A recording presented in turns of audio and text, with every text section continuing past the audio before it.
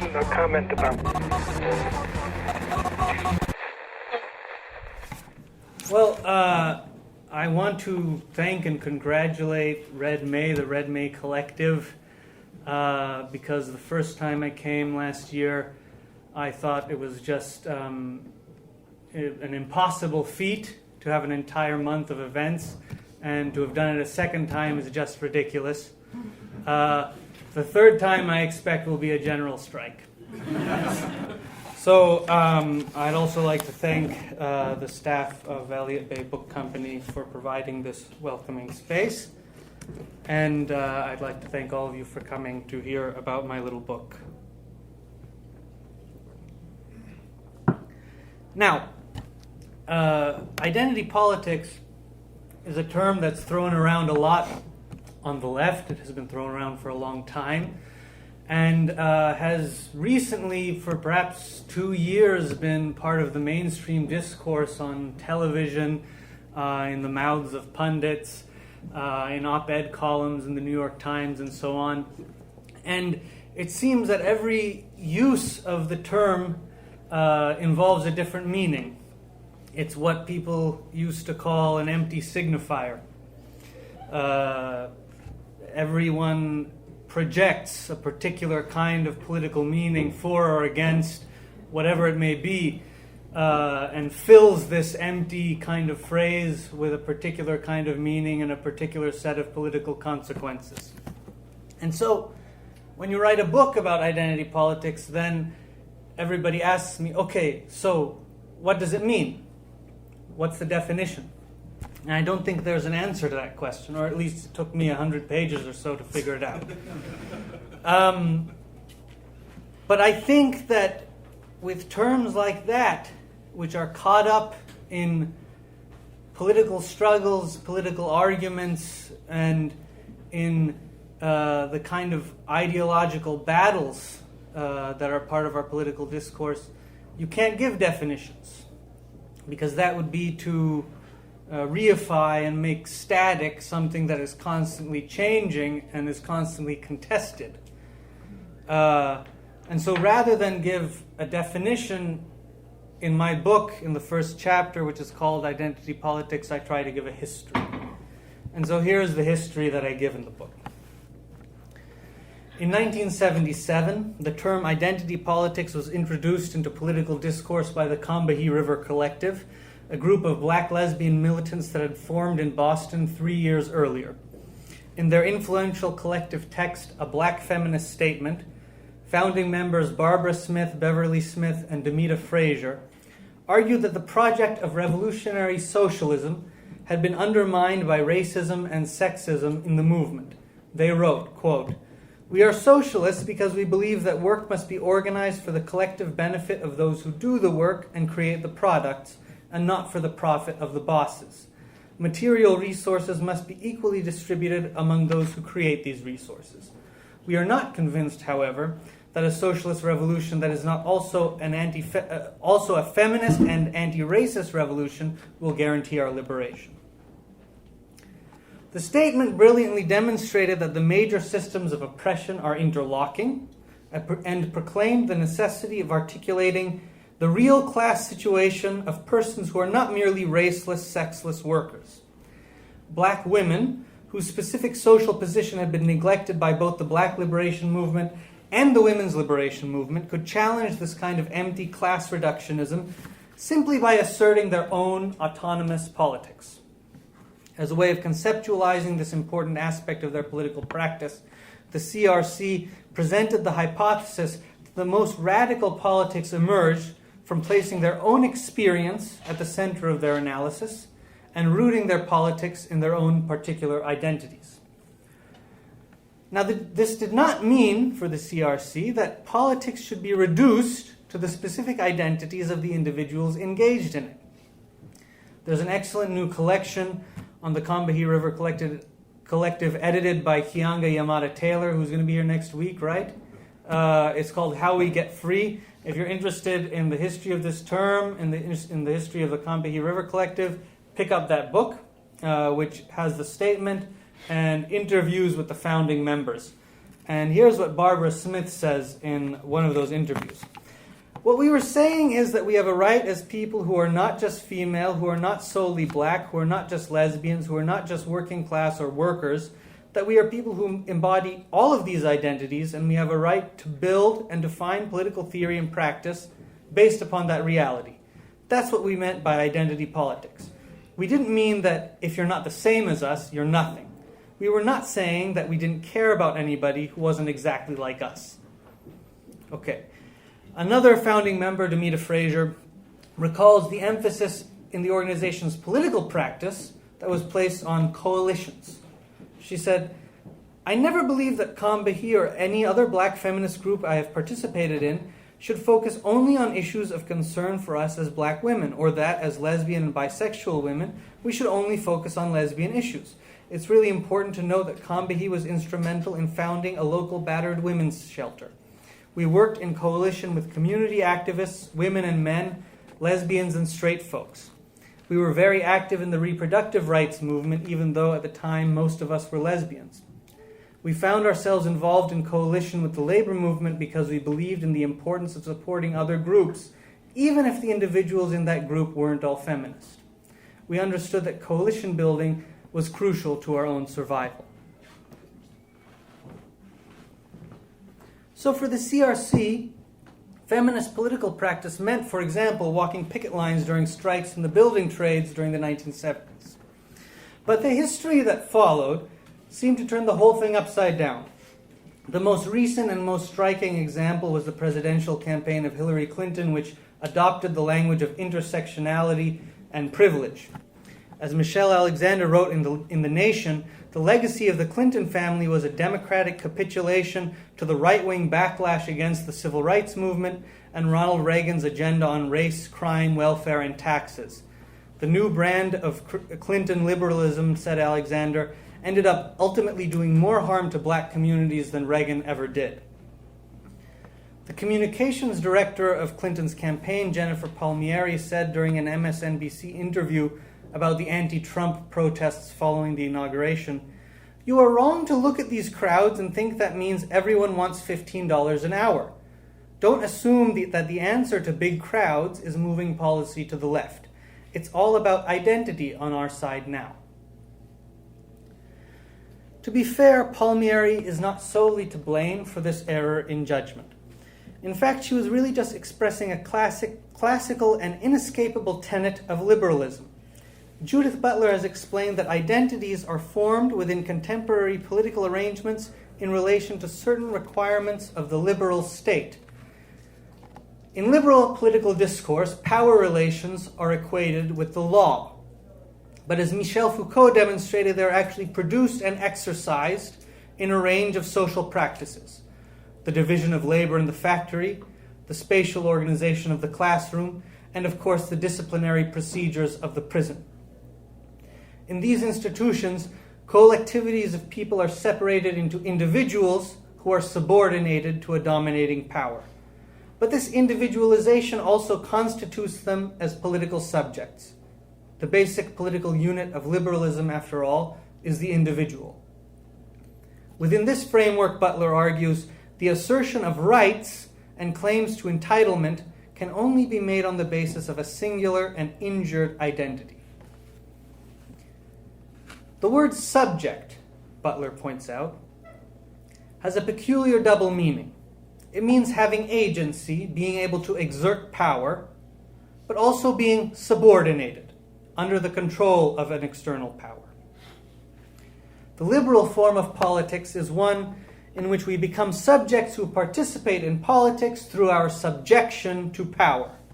So Butler suggests that, quote, what we call identity politics is produced by a state which can only allocate recognition and rights to subjects totalized by the particularity that constitutes their plaintiff status.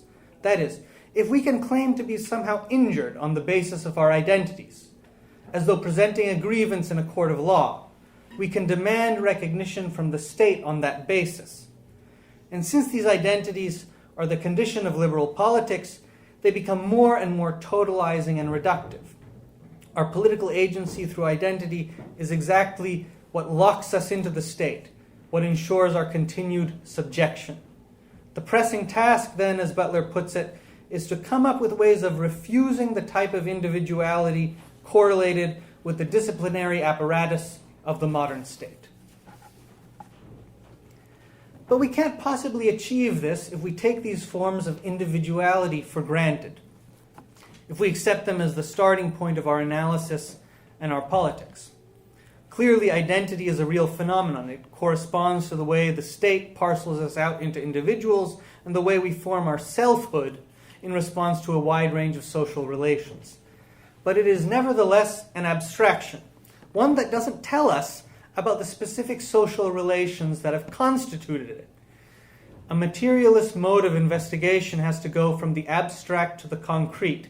It has to bring this abstraction back to earth by moving through all the historical specificities and material relations that have put it in our heads.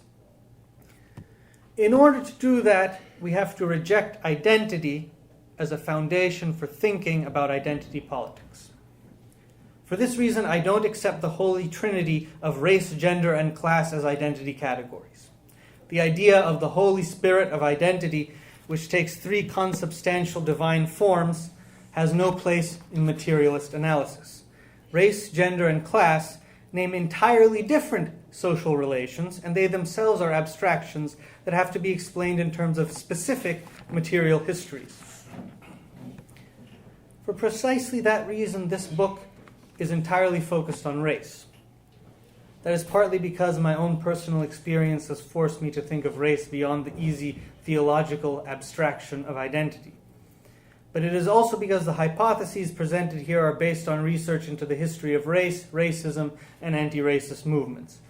Of course, studying any concrete history necessarily requires us to deal with all the relations constitutive of it, and thus we will encounter the effects of gender relations and movements against gender-related oppression. But I make no claim to offer a comprehensive analysis of gender as such. To do so would require a distinct course of research, and to simply treat gender as a subsidiary question to race would be entirely unacceptable. There is already much work along these lines to consider. Butler's Gender Trouble is itself one of the most prescient and profound critiques of identity politics as it exists within the specific discourse of feminist theory. But here I focus on race, and I will be primarily concerned with the history of black movements in the United States, not only because I believe these movements have fundamentally shaped the political parameters of our current historical moment, but also because the figures to whom these movements gave rise are at the apex of thinking on the concept of race. Following their practice, I define identity politics as the neutralization of movements against racial oppression. It is the ideology that emerged to appropriate this emancipatory legacy in service of the advancement of political and economic elites. In order to theorize and criticize it, it is necessary to apply the framework of the Black revolutionary struggle, including the Combahee River Collective itself. These movements should not be considered deviations from a universal, but rather the basis for unsettling the category of identity and criticizing the contemporary forms of identity politics, a phenomenon whose specific historical form the Black revolutionary struggle could not have predicted or anticipated, but whose precursors it identified and opposed.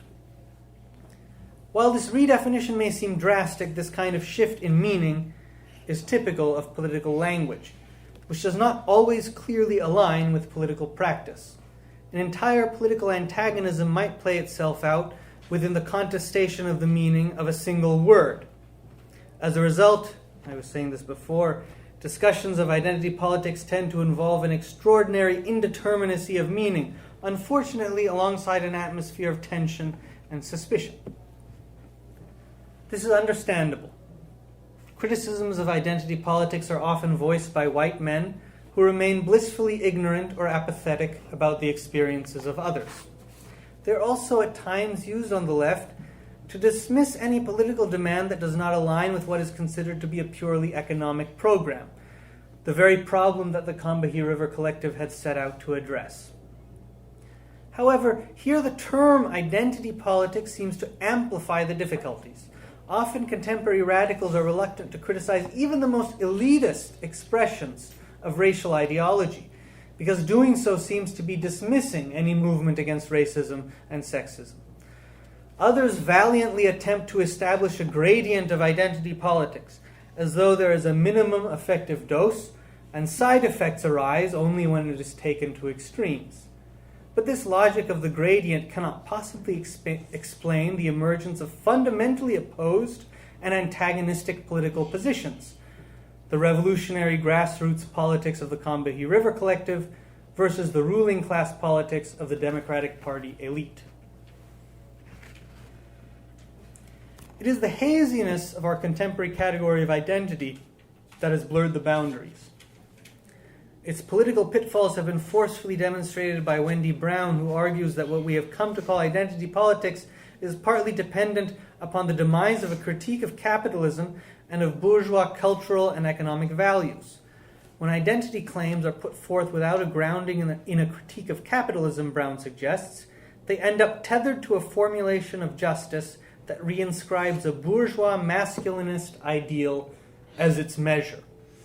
In other words, by coding demands that come from marginal or subordinate groups as identity politics, the white male identity is enshrined with the status of the neutral, general, and universal. We know that this is false. In fact, there is a white identity politics, a white nationalism, and in fact, I argue in the book, whiteness is the prototypical form of racial ideology itself. Anti-racist struggles like those of the Combahee River Collective reveal the false universality of this hegemonic identity. However, when identity claims lose their grounding in mass movements, the bourgeois masculinist ideal rushes to fill the void. If it is not questioned, people of color, along with other oppressed groups, have no choice but to articulate their political demands in terms of inclusion in the bourgeois masculinist ideal. To demand inclusion in the structure of society as it is means forfeiting the possibility of structural change.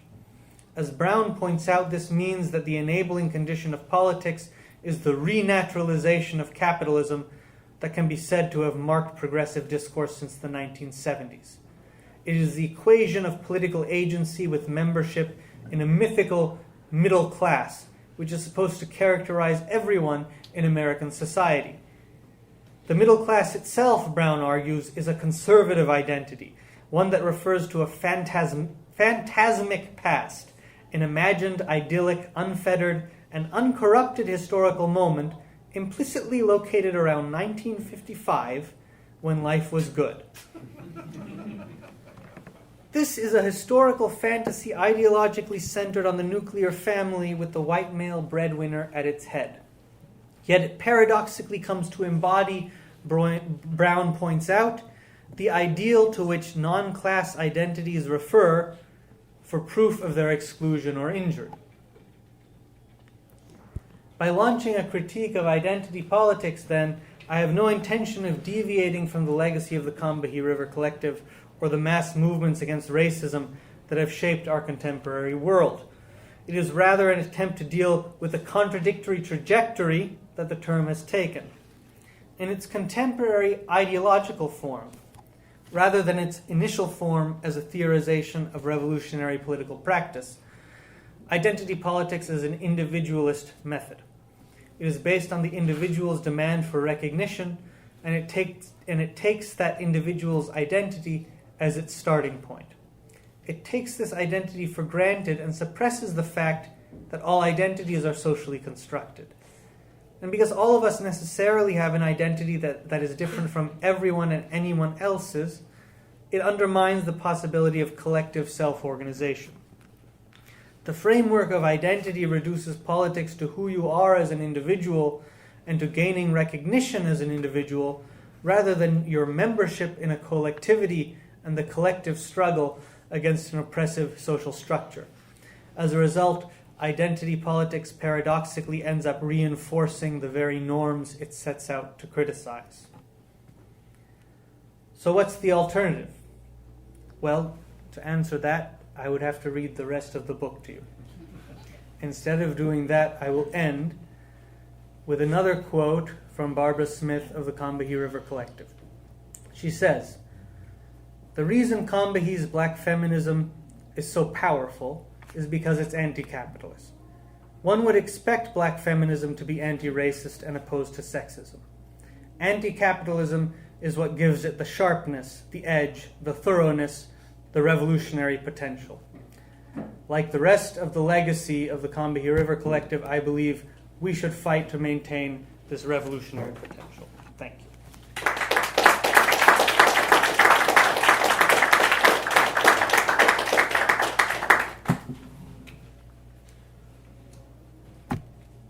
And I will take your questions. And it doesn't even have to be a question. It could be a discussion that sort of starts and flits around from person to person in the audience, occasionally zooming back to Asad and zooming out again. You know, it's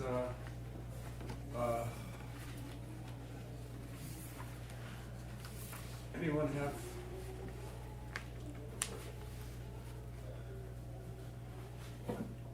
Yes. I really enjoyed the talk. I look forward to the book. I find the narrative very convincing.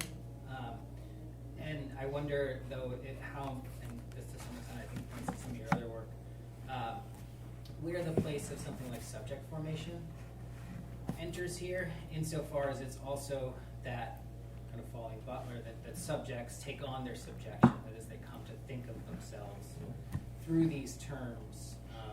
So, sort of, right, we can have a conceptual critique of the formation of identity politics and how it exists in something like the Democratic Party, but then there's also the question of how it is that people take on that position and thus address their material conditions through that identity. So I wonder sort of how he would think about how we intervene in that, or generally analyze that part of the equation, I guess. Yeah, so I mean, that's what Butler calls the kind of passionate attachment to power.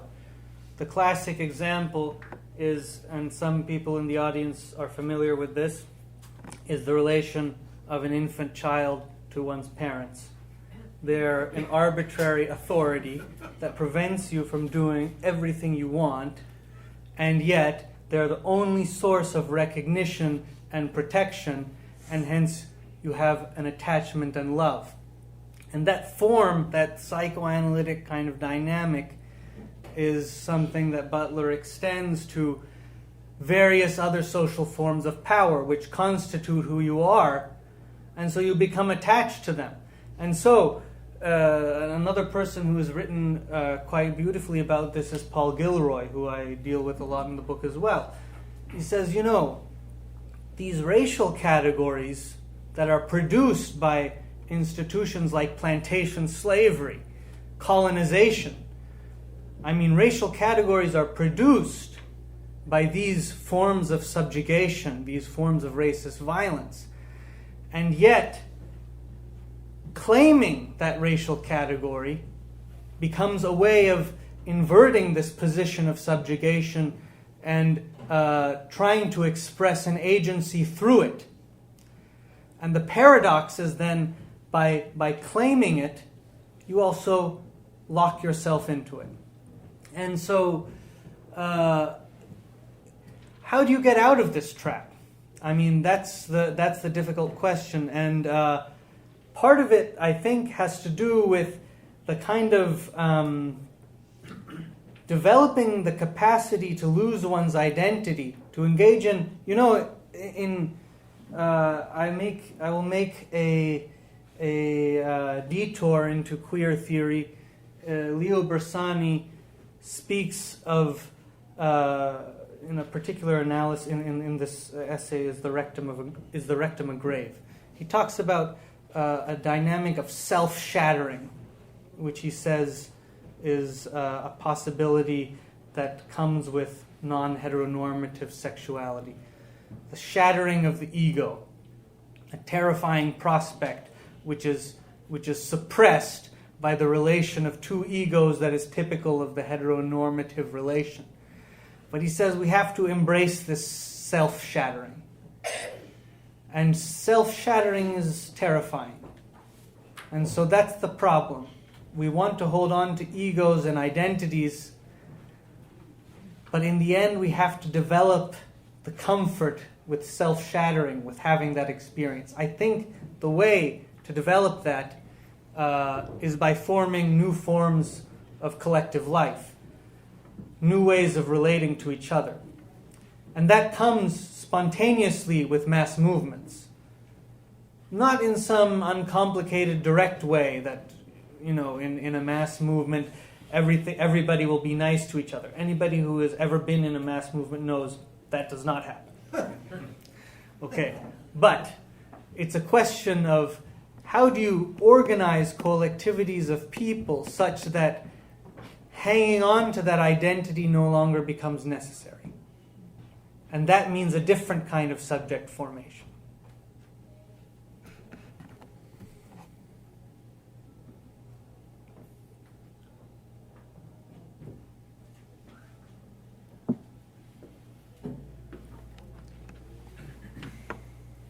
I guess I'll just sort of ramble here.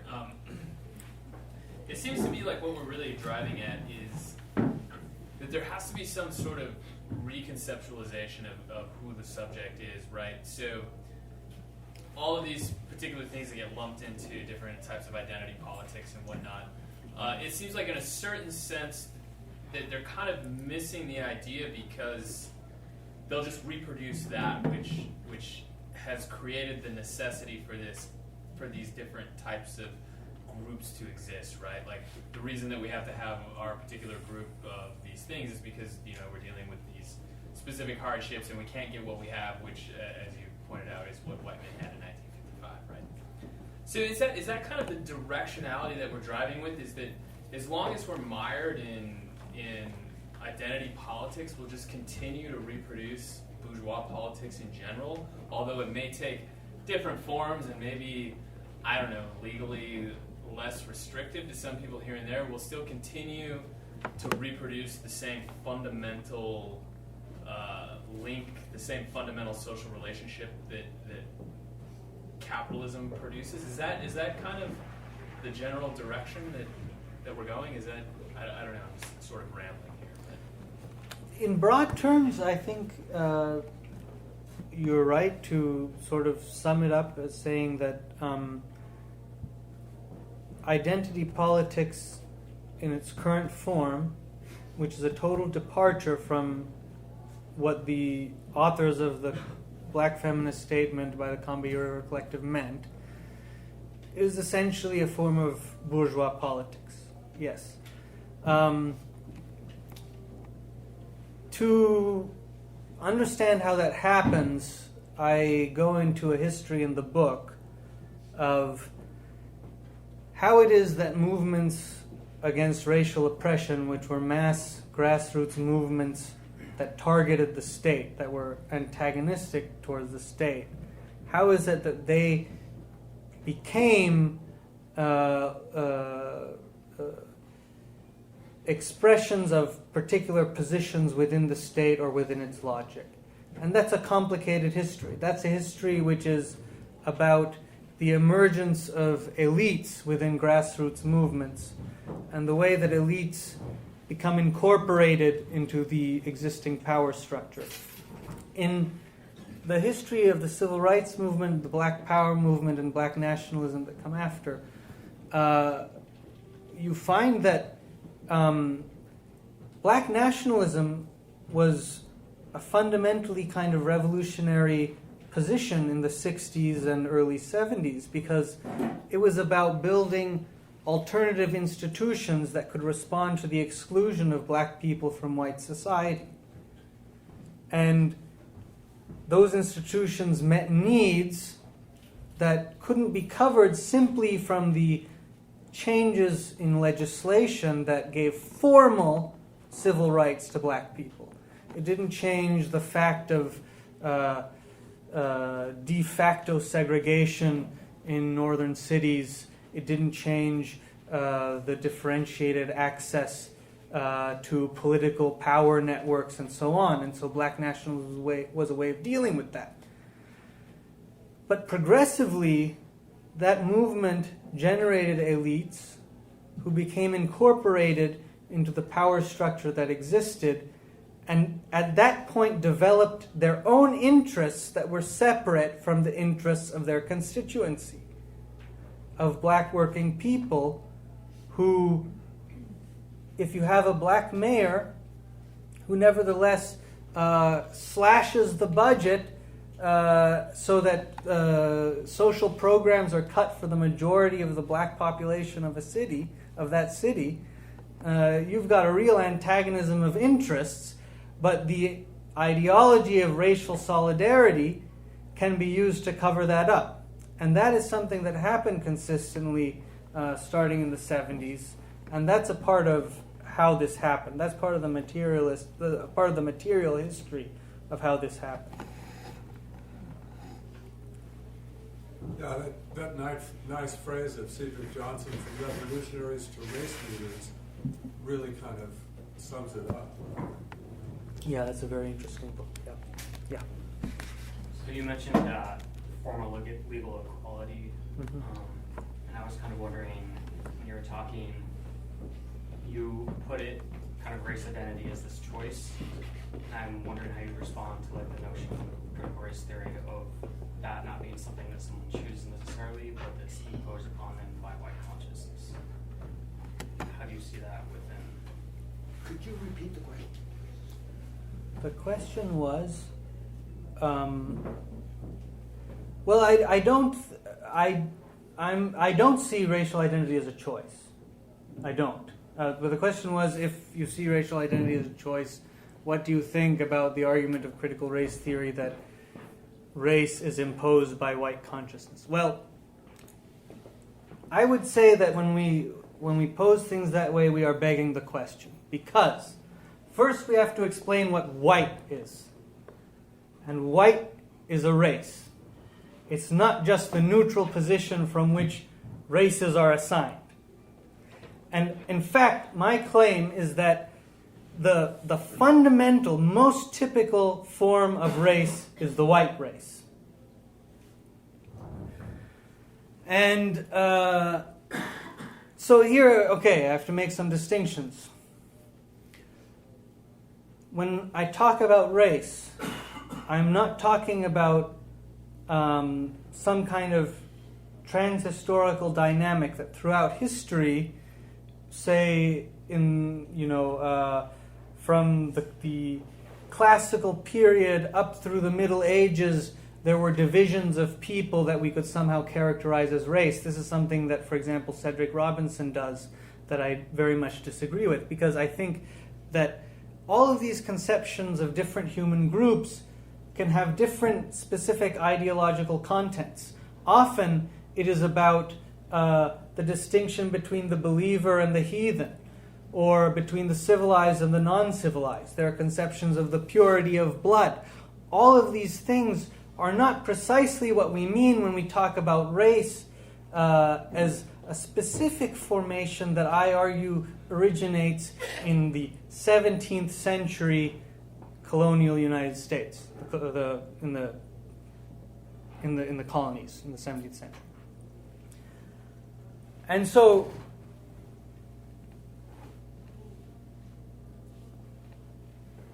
we know basically it comes easily to us to say that race is socially constructed. We don't accept scientific racism and the pseudoscience which says that there are differences between particular genetically determined groups which correspond to particular forms of culture or behavior or intelligence, etc. We know that is all racist pseudoscience.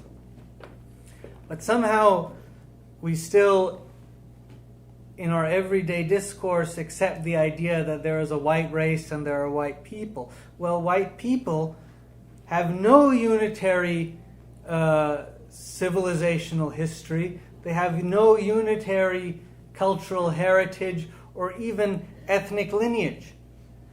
The white race is composed solely through the exclusion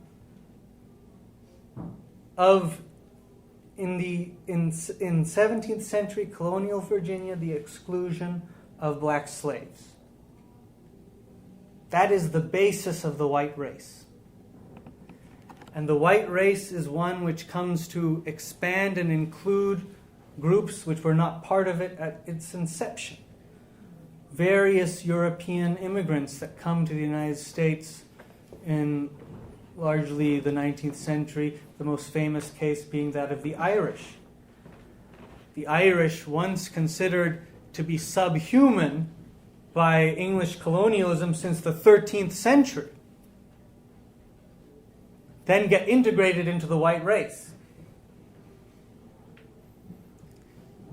And so I think that the way I answer that question is that we have to start a step before that and explain how it is that there is a white position from which we differentiate other races.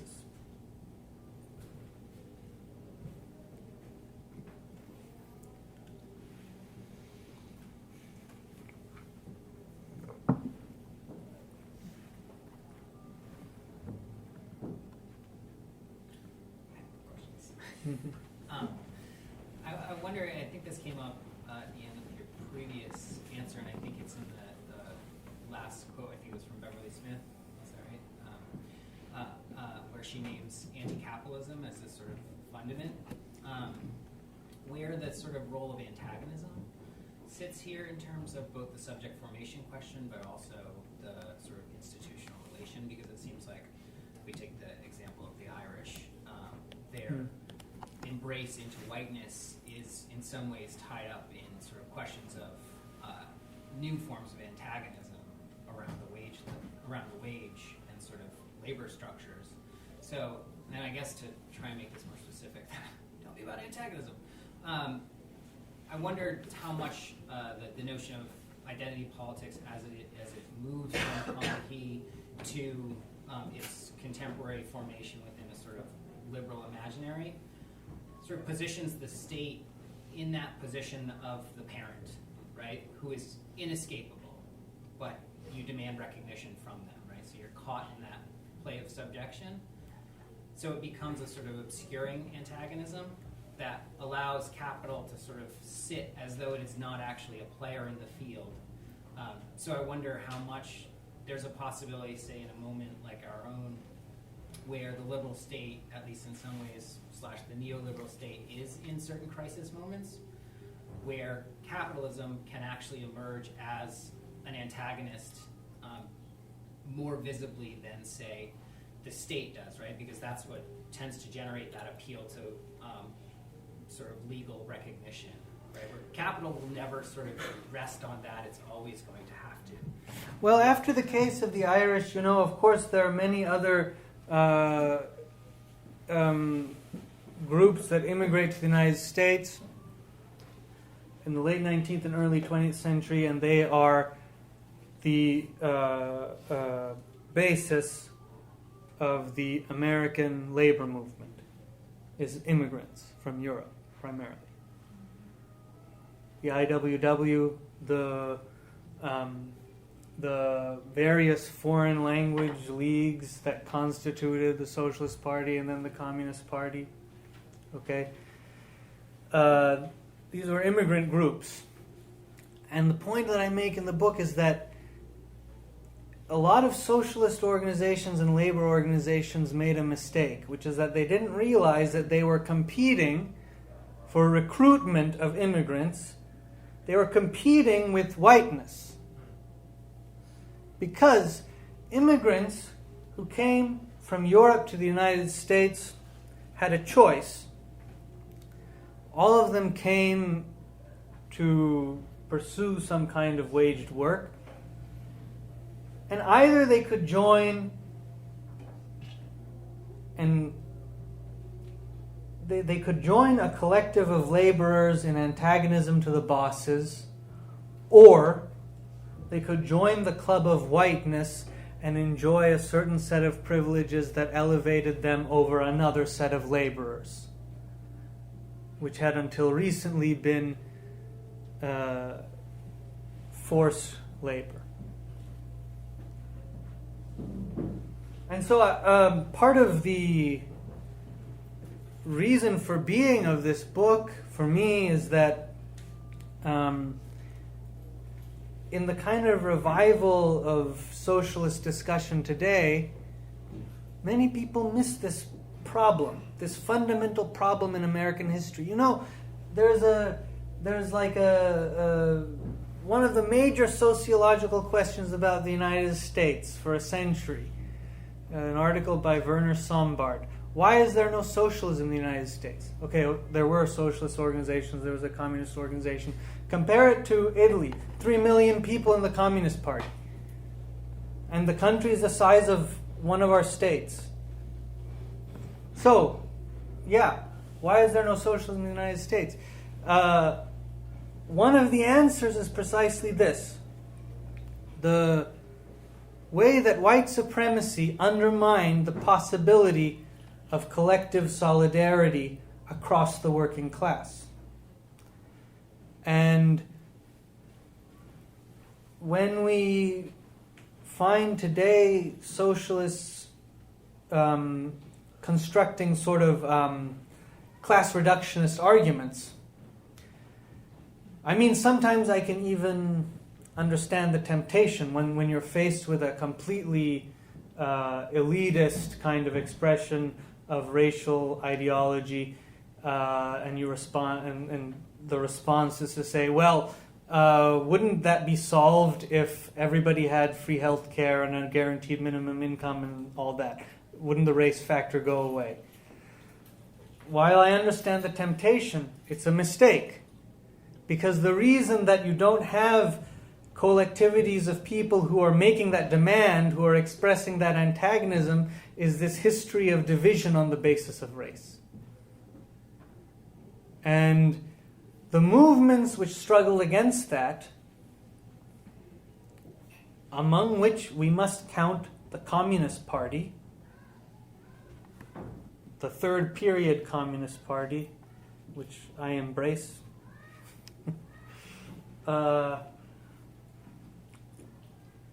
those movements understood this, and we have to study them, and we have to carry on that perspective and that kind of work, because that's a legacy, let's say, from the Communist Party of the 1920s and early 30s up through to the new communist movement of the 1970s and early 80s. That is a lineage which is almost universally disavowed by the contemporary left because of something to do with the Soviet Union or something like that. It doesn't matter anymore. But the point is, these were the anti-capitalist organizations in U.S. history which directly confronted the problem of race, which tried to create an alliance with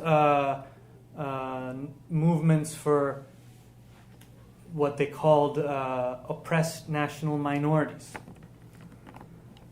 So I think that that's a dimension that's missing from the social democratic revival today. And I think that recovering that legacy is part of the goal of my book.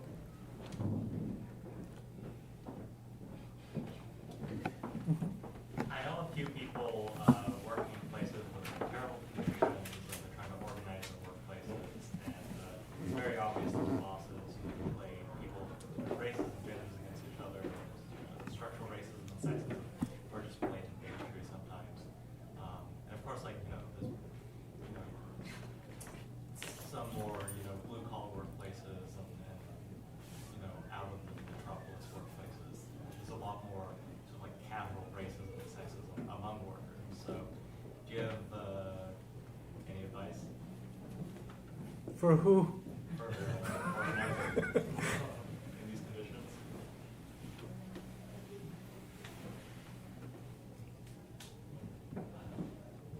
It's very difficult, to give general advice because the thing is, the thing about organizing is that you can't figure out the strategy in the abstract in general. the strategy comes with a specific campaign.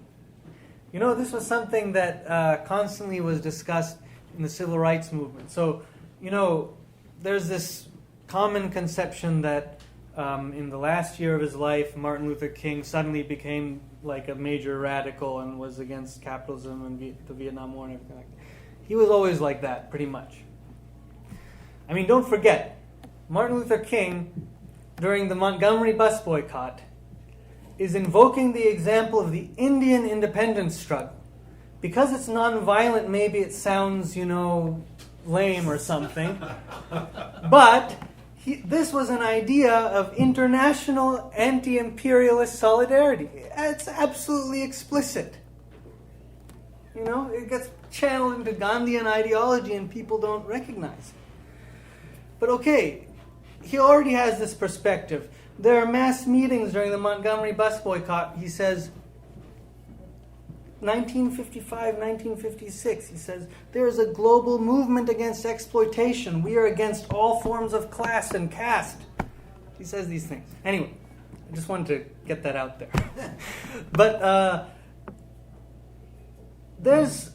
there is a shift, let's say 1965 and so on, where the major policy changes have happened, the big classical mobilizations we all know about have happened, and they start, in his organization, they start to say, we're not succeeding at certain things, and he wants to start to build the poor people's movement, and there's a consensus in his organization that the reason that a lot of their initiatives have failed is that they've just gone to a city saying we want to end segregation here, but they didn't come up with a specific demand. They didn't come in and say, like they did at the beginning, we're going to desegregate the buses.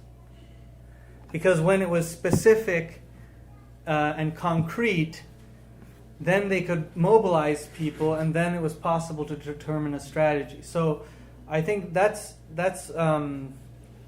one of the reasons why it's hard to say in general, how do you respond to these divisions among workers?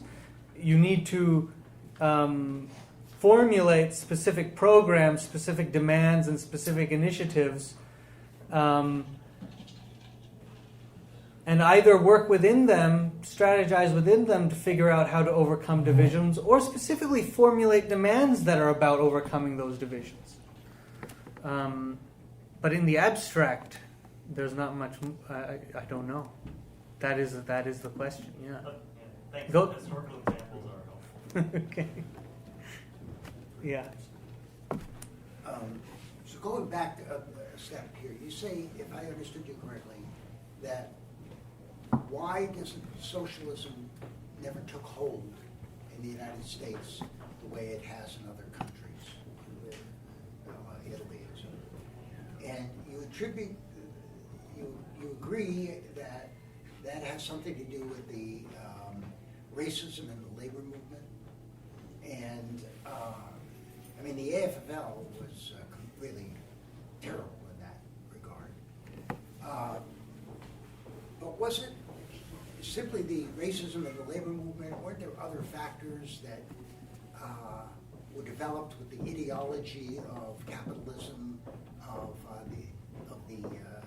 the individual, and the importance of the individual, and the whole notion of collectivism was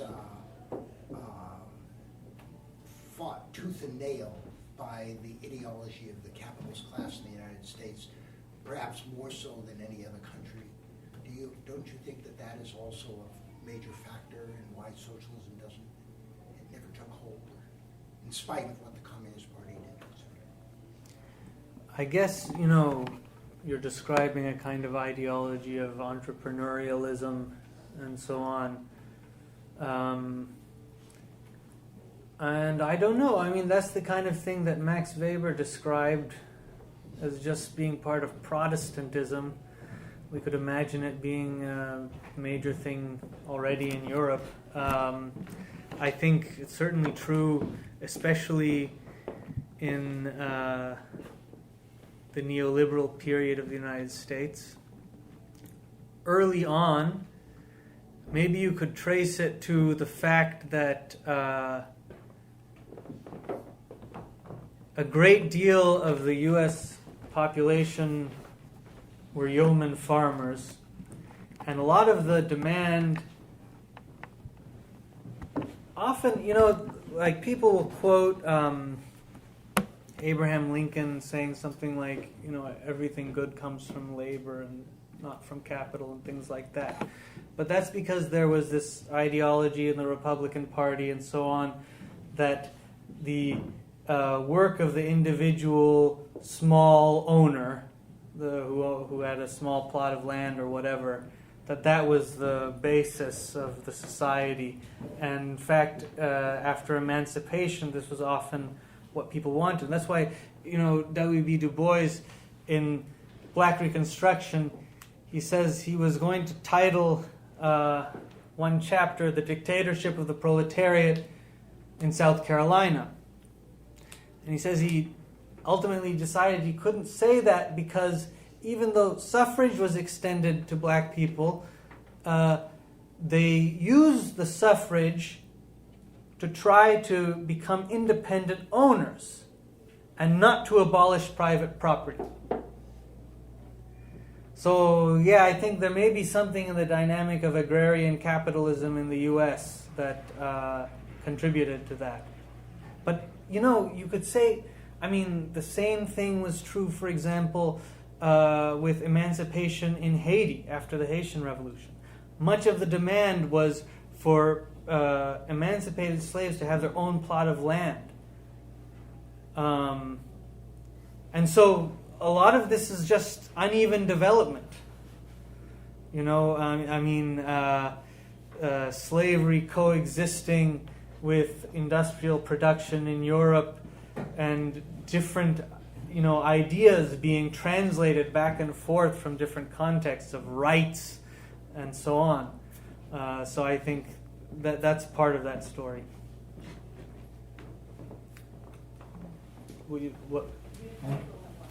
Time for one more. Anybody else who didn't say anything yet? You can denounce me if you want. Yeah. So the subtitle of your book is Race and Class in the Age of Trump. Mm-hmm. Where do you see the current moment? Well, I'll tell you one thing. I told Verso, give it whatever subtitle you think will sell. And this is what they gave it. And there are a few references in the book to Trump. But the portion which deals the most, which theoretically corresponds the most to Trump, is where I talk largely about Stuart Hall's analysis of Thatcherism, where I talk about, the 1970s was a moment in which there was a crisis on the left in England in terms of what kind of strategy it could use to respond to economic crisis, to shifting cultural values, to the upheaval of the 60s and so on. How could it use its position in government? How could the Labour Party use its position in government as the supposed representative of Labour when it had to make budget cuts and so on because it was relying on the capitalist system which was in crisis?